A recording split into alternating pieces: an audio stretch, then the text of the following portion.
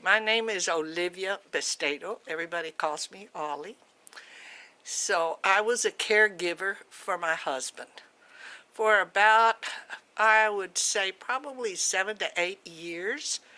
At first, I didn't realize that he had Alzheimer's because he was a college president. He could balance, budgets of millions of dollars, but he couldn't balance his checkbook and he would lose it. So I just thought it was normal for a college president who'd been a professor, so I didn't really think too much about it. When I realized how serious it was, and I took him to a doctor who was a specialist there in Austin on Alzheimer's, and he tested him, and he said, he had Alzheimer's, and it was probably a serious case.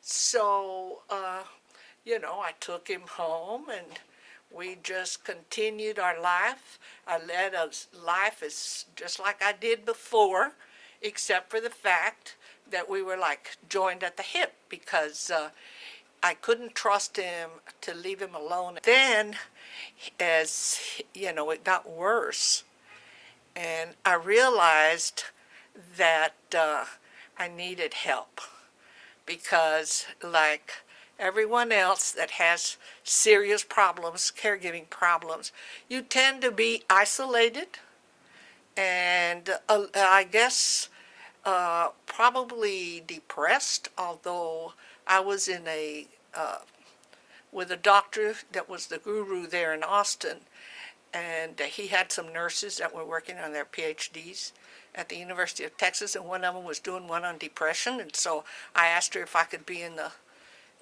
in that pilot, in that research, and so she said yes. So luckily, she said I was not depressed. But it's very easy to get depressed. And I think the reason that I wasn't depressed is because I tried to keep, a sense of humor, which is difficult to do under those circumstances.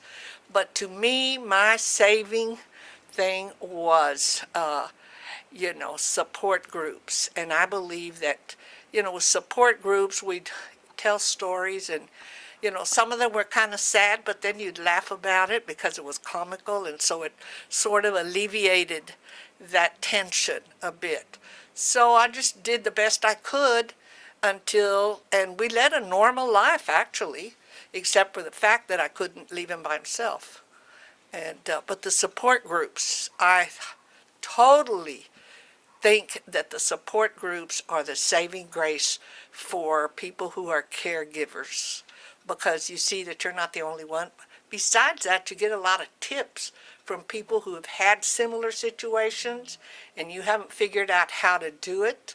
Well, so it was, the support groups were what saved me.